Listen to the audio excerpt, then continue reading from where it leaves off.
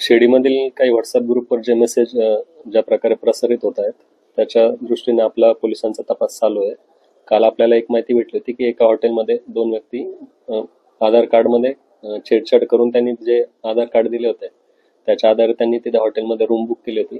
त्या अनुषंगाने आपण त्यांचे फुटेज वगैरे सीसीटीव्ही फुटेज मिळवलेलं आहे. त्यांच्या बाकीच्या गोष्टी पण आपण माहिती करून घेतोय.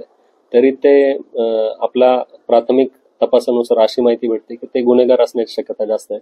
त्याच्यामुळे ज्या अफवा पसरतात आहेत त्याच्यात तेवढे तथ्य नाही आहे आणि तशा अफवा पसरू पण नाही असं मी सर्व ग्रामस्थांना आणि शिर्डीतील भाविकांना विनंती करतो. एक पोलीस प्रशासनाच्या वतीने आवाहन करतो. तसेच असे कधीही प्रकार आढळून आला किंवा काही संशयित व्यक्ती आढळून आल्या तर शिर्डी पोलिसांना तात्काळ कळवावे.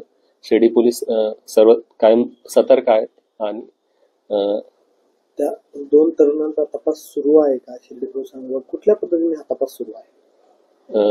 या जे प्रकरण झालेलं आहे बनावट आधार कार्डच्या आधारे हॉटेलमध्ये रूम बुक करणं याच्या आधारे आपण बनावट कागदपत्रांचा आधार घेतल्याबद्दल त्या प्रमाणे गुन्हा दाखल करत आहोत सध्या आणि त्या गुन्ह्याच्या अनुषंगाने पुढील तपास आपण पुढील गोष्टी निष्पन्न होतील.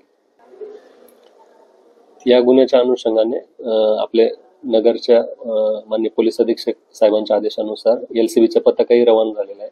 तसेच आपले पोलीस स्टेशनचे पथकही त्या आरोपींचा शोध घेत आहे.